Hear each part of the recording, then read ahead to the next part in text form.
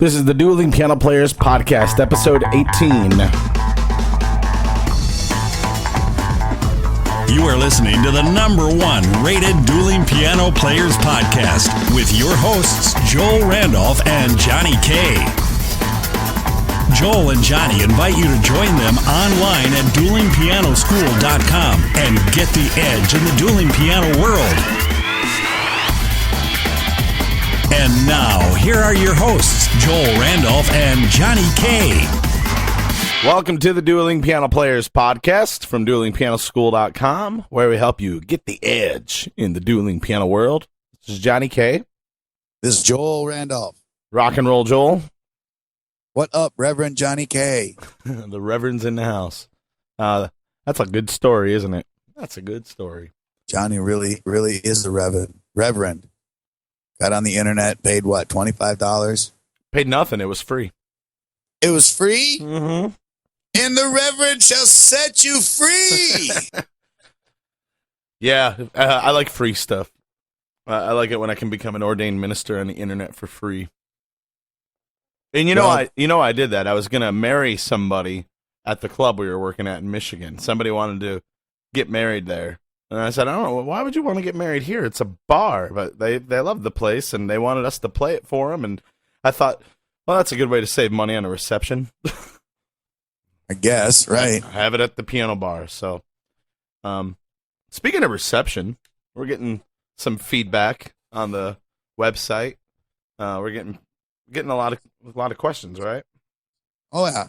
Well, a couple of things that we seem to be noticing trends around, and we're getting to dealing with them. But one that I wanted to talk with today, Johnny, I got an email from one of our listeners, and lots of our members have had questions in this area, and it's something that you and I have gone through a lot, and that is, dealing with situations that you don't like being in when you're at the club.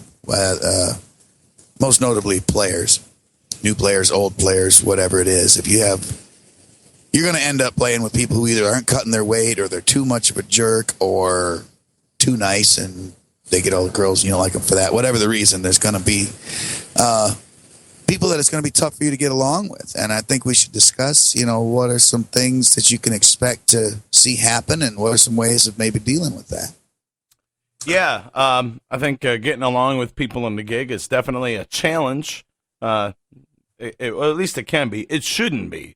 Everybody should just go, hey, we're working musicians, we're making a living, working 3 or 4 hours a night, and it's really not a bad gig. But you do come across some people that just take it a little too far. You get the people that really think they're real rock stars, and they get the attitude where they want 7 brown M&Ms in a brandy glass and no green M&Ms, and hey, whatever. I think the bottom line is we're here to entertain a crowd. But how do you deal with somebody that's making it difficult for you? Well, there's some things that you need to think about when you get in that situation, because you are more than likely to cause yourself problems than you are to solve any problems you think that the club has or that the other players have. And so I think we should talk today, Johnny, about the 3 ways to not sabotage yourself. Good call. And things I want you to think about, folks, when you're about to make a move. And trust me, I've made lots of moves throughout my musical career. Oh, yeah, me too. Yeah. And we're not going to tell you today, which choice to make, but we're going to try to give you some alternate perspectives that maybe you didn't have, that our experience can benefit you from, and you can hear some stories about what's happened to us in these situations, maybe give you something to chew on when you're trying to make your decision. But you should always remember these 3 things. What's going to be good for yourself, what's going to be good for business, and what's going to actually happen when all the dust settles. And if you take just a couple seconds and think about those 3 things, Johnny, I think usually not only is it a good idea to stop, take 3 seconds to think about something, but that can really put some of these issues in perspective for you right quick, wouldn't you say? Yes. In fact, if I would have probably focused on these 3 things several years ago in my traveling days, I probably wouldn't have had to travel so much. No, this is one of the benefits of my 25 years of experience. I've probably done everything there is to do in the music business, more wrong than right. So it takes some living and learning. But hopefully, if you've heard some of these stories from us, and you end up going through these situations, then it can put some perspective on it and help you make the right choice and skip over some of the mistakes that we made. Well, that's why we're here too. That's how you're going to get this edge. You get to learn from things that we've already done wrong, and we can help you not to do those. We also know a lot of things to do right, and so let's get at it.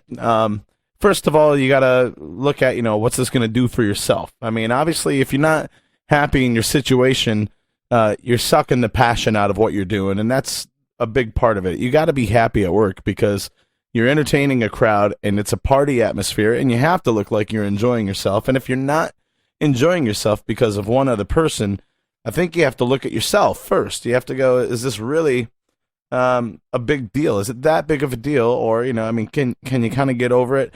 I think one of the suggestions that I would say is maybe give it a little bit of time to see if you can find some strengths on this other guy. Say, if it's one other guy that you just have a problem with, making a big stink about it's not going to help yourself.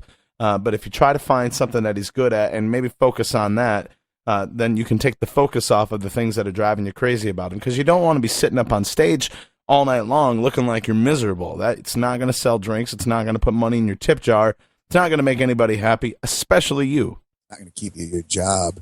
Let's get a little specific about what brought all this conversation on. Okay, Johnny. Okay. I got an email today from somebody asking, from my experience, my point of view, that the owners were kind of bringing in evidently they have a 3-member team. The owners were bringing in a 4th person. And that happens a lot of times, that you have a team and they're going to bring somebody on, and they wanted him trained so that they have somebody local in the area. And evidently the guy, understandably, isn't pulling his weight. Now, I really don't know any more details than that. I don't know if the guy is terrible, or if he just smells bad, or if he buys everybody drinks except for the person that wrote me the email. I don't know what the details are, but it brought to mind that is going to happen a lot. In fact, as I've been entertainment director for 12 years, 10 years. How old am I? Too old. And been band leader and working with the agency that owns all the companies I work for over 20 years. There's always going to be that one guy that everybody gangs up on. And it get to a point where, Johnny, I can go through and list all of you guys that have trained with me, and list when you didn't like that guy, and then when this guy didn't like the person after him, and the person before you didn't like you, and go right down the list of, there's always going to be that guy. Well, especially if this is a new guy that they're training, and he's not pulling his own weight. Well, yeah, it takes some time. He doesn't know how to do it. Maybe he needs to be on this site. Well, and here's exactly they need to be. And here's some things for you to think about now. How this affects you personally. We're going to talk about how it affects business in a minute. But first, you need to figure out what is your real issue. If the problem is the guy physically harming you, or is the club, have asbestos in there and you're getting sick from it, if you're being physically hurt because of the stresses of this job, man, there are just too many places to work doing this gig that you don't need to beat yourself up over any one of them. And if it's a mental issue, then, where it's just driving you crazy working with somebody or working with the owners, or you don't like the clientele or whatever. I'm thinking, wouldn't you agree, Johnny, about 90% of the issues are all in your head? Yeah. I think whatever you focus on, whatever you think about, becomes your reality. I've believed that for a very long time. And the more you put all your energy on somebody else driving you crazy, the more that person is going to drive you crazy. So it's a matter of, sometimes you just got to get over it. But like you said, there's too many other places to work that if this is just not making you happy, if it's causing you stress, you could move somewhere like Florida, or move to the beach and play at a club there, or go out on a cruise ship where there is no stress. There's plenty of opportunities for you to not be stressful in your job. And if that's not an option, if you're living in this town and you need to work there, and you like it except for this one guy, then you got to figure out a way to get over it. There's always going to be somebody that you don't like, or that doesn't like you. And the bottom line is, well, you're getting paid to do a job, so you need to do your job. This skill you want to develop is not, hey, I can move all over the country all the time and work all kinds of different places for not very long. The skill you want to develop is that I can work with whoever they put in here with me. And I guess what I want to get at is when you're moving away from whatever it is, when you decide you don't want to work at this club anymore, you just can't stand it, and you find another one. If you need some help, maybe we could even help you find a job somewhere. Sure. But there's still going to be that guy. And if you're just a person that doesn't know how to deal with everything when it isn't your way and you don't have your, M&Ms in a brandy glass? That gig.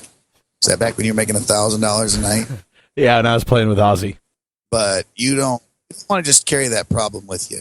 So be really considering, is the job causing you harm or are you doing it yourself? Right. And that's just one thing for you to think about. It could be either. I can tell you there are people that I just don't care to play with, not even for bad reasons, not because people were mean to me, nothing like that. I just have my own reasons. And I have other reasons to put up with some people who you would think that I probably wouldn't enjoy playing with. But, I know why I'm doing that stuff because I thought of it. What does this actually mean to me? And that's where I moved. Which kind of brings us to our next point. What does that mean for business? And that can mean the club's business, and that can mean your own personal business. What do you think? Yeah, dollars and cents, especially. What's it going to do to your money? That's why we're in business. We need to make money to survive, to live. And if you allow yourself to be stressed and to have these mental issues, everything in your head, if you allow yourself to just go crazy over somebody else, it will affect your business. Because if you're the guy sitting on stage, pissed off all night because you got to work with this guy, people are going to notice that. The club's going to notice that. The owners, the managers, the wait staff, the other piano players are going to notice that. And there's going to be tension. And the crowd really doesn't like sitting there and not being entertained. And so they stop giving you money. They stop buying drinks. They walk out the door to the next bar where somebody is being entertaining. And that's where all their money goes. And they have a damn good time. They enjoy themselves. And now you're sitting there at 12 o'clock with no crowd, no money in your tip jar. And you're thinking about, okay, that looks like I'm going to have to find work somewhere else. And it's all based on your attitude of not liking this guy or not being able to work with this guy. Sometimes you got to make the best of a situation. When the world hands you lemons, you make lemonade and you throw a little sugar at it or something. You got to use your line. But you got to still remember, whatever's going on between you and another player, even if it's just in you and nobody really knows about it yet, the crowd doesn't know about it. The bar doesn't need to know about it. You can handle things outside of that area, but if you got to check your ego, you got to check your emotions at the stage before you get on stage. Don't take that on stage with you, and handle it off stage. There was a situation, a few years ago where I was working with a guy and I just did not like this guy. This guy was one of the biggest jerks I've ever met, just constantly complaining. Listen to me complain, talking about this guy. And, you know what? We had it out, off stage. We'd go in, the back storage room or something and just kind of yell at each other a little bit. And when we got on stage, as far as the crowd was concerned, we were best friends. We were making each other look good, having fun, and the business kept going. And the bar owners didn't have any clue that we didn't like each other, but we got on stage and we acted like we liked each other because that's our job. So you got to remember, you're still getting paid to do a job. So sometimes you got to suck up your emotion and go, you know what, I'm going to work. Right. And I've heard it said back, 'cause I've given this speech before, Johnny, and I've heard it said back to me, well, he is hurting our business. And while I feel people can do negative things that can actually cost you money and bad decisions and all of that, we can say is taking money from us. And that's true to an extent, but I want you to understand that that's not what we're talking about here. That, I had him going and he played some stupid song and killed the mood of the crowd. That is certainly something you don't want to do, something you want to know, but that's not something you expect a rookie, if it's a new guy, to know. If it's not a new guy, well, then yeah, that's a bad thing. But what we're looking at is you're not going to help anybody by reacting negatively to this guy. Everybody's going to lose even more money because you're just feeding off that bad energy. And what I would suggest you try to do is say, okay, this guy is causing problems. He's having little trouble getting the flow of the show, or he doesn't know the right songs, or he just keeps putting his foot in his mouth, man, take over. Do an extra good job then. It does two things. First, it makes the show better, and so hopefully you get some more money out of it. But two, it shows the club owners and the people who are paying you to do that job that, you aren't just cashing in. You're going to shine up there when, oh my gosh, this guy's doing terrible, and you are actually putting on the best show you've ever done. They remember that stuff. And that's when I say it's good for business. I'm not talking about the tips you might have made that night. Of course, you want to do that. But I'm talking about when people think about you, are they going to remember that other guy didn't know what he was doing? Or are they going to remember that you really did know what you were doing? Right. That's very important. That's a good way to keep your nose clean. You got to, you got to be the guy that works with everybody well, that plays friendly, that nobody has a problem with. And that way, he'll take care of himself. If he's really the issue, he'll take care of himself. He won't be working there long. You can only go so long. Ask me how I know. You can only go so long with that kind of attitude and pissing everybody off before they finally go, you know what, we're sick of hearing about it from everybody else. As long as they're not saying it about you. And by the way, I wanted to bring up the guy that sent this email in. I think he's been doing the gig for about 2 years. So the timing is just about right, where you're 2 years into it, and now you've got it kind of figured out, and somebody else is coming in, and it's like, man, he's just screwing up my whole game. Yep, that's about the time that you're going to start noticing that kind of thing. Because it wasn't just 2 years ago when people were saying the same thing about you, right? So, sometimes, if this guy is brand new to the gig and he's coming in, you might want to put yourself in his shoes. Maybe he's absolutely terrified of getting on that stage every night and just trying to figure out, just trying to get by, and doesn't really know what to do, and that can drive you crazy. So maybe you can actually befriend the guy and try to help him along, but, don't tell him what to do, but maybe, try to give him some pointers or back him up, give him some good examples to learn from. Be the guy that nobody complains about, that everybody learns from, that is kind of taking control of the situation and knows how to handle it. Yeah, mostly a lot of this is what we're saying is you just keep yourself good. And when the axe starts swinging, hopefully your head won't be under it. And that kind of brings us to the third point here of what's actually going to happen when it's all said and done. When the dust settles, folks, your opinions and what you want really don't have a whole lot to do with it. The club is going to be going whether you like it or not. So that stuff only matters to you. And that's why I started off by saying, first you need to know what it is that you're about. Then you need to know what's going to be good for business, the clubs and your own.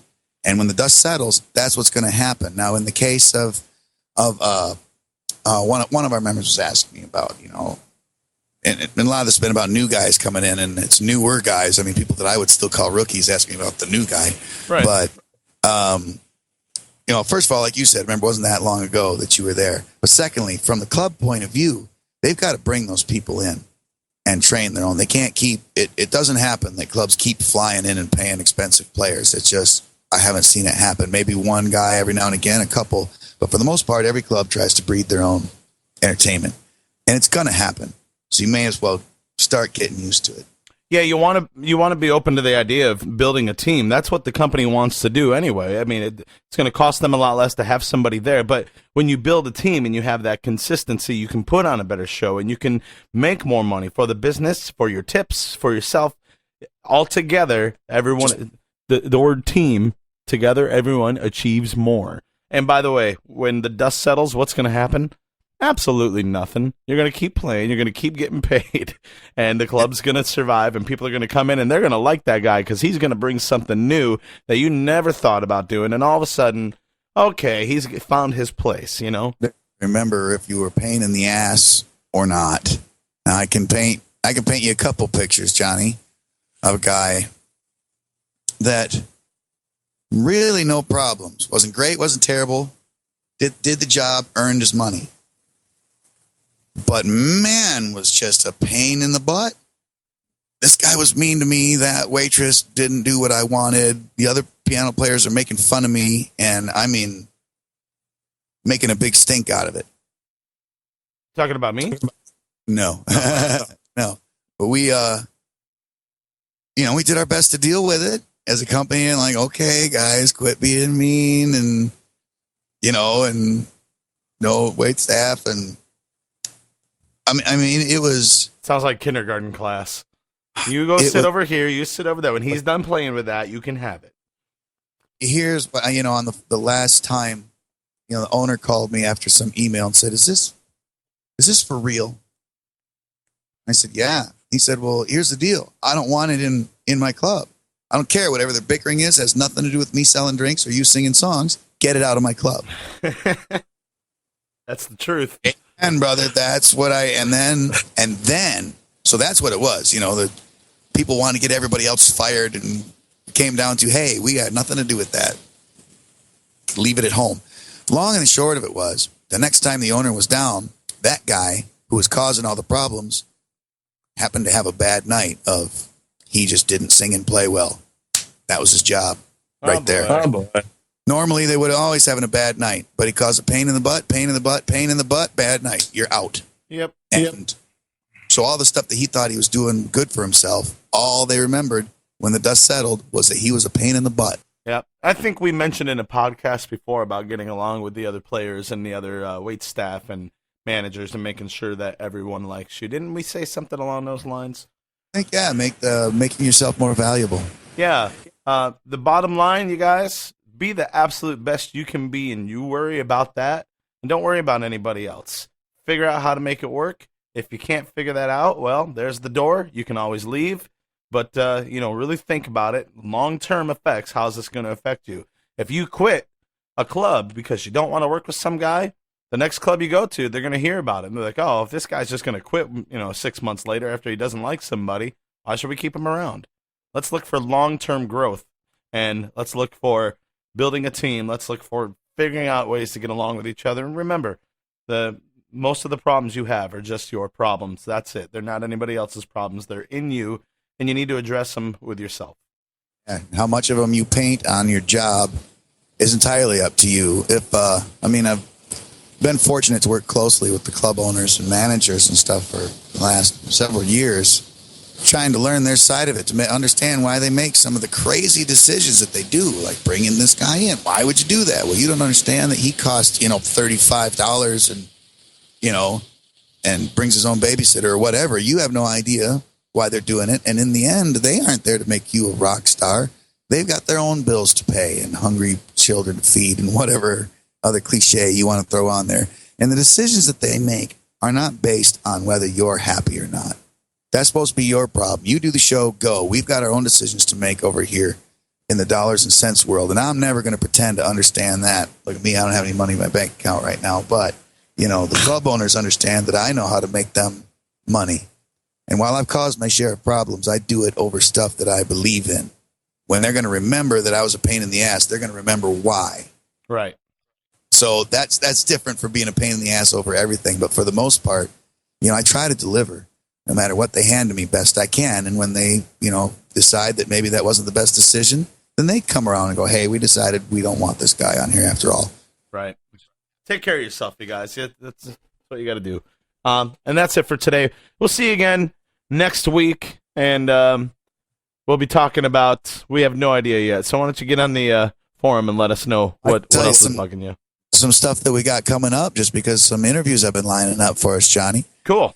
We've got an interview with, I think he's several-time cycling champion, to give us some health and wellness type advice. I've talked to him about he's got a store right next to our club here in Raleigh. And so I was talking with him about, different ways that we traveling musicians and even sedentary musicians beat ourselves up.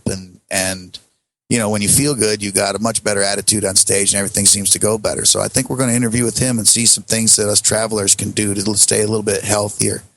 Another thing, going to have a good friend John Taylor come on, and we're going to talk about some old school concepts that are still very valid today in the new realm of dueling pianos.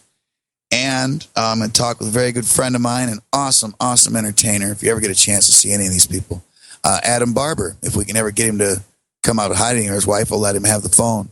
And we're going to talk about some ways to generate tips. Adam is a good guy that's just, people just love throwing money in the tip jar when he's at the club. So, of course, we love having him there. So we're going to get him on just to listen to him talk, because that's as much fun as anything, and hear what he has to say about making some tips. Cool. So look for our interviews with Adam Barber, John Taylor, and Lance Armstrong coming up real soon. That's the cycling guy, right? I didn't know he lived in Raleigh. That's cool. All right, guys. We'll see you next week. Get into forums.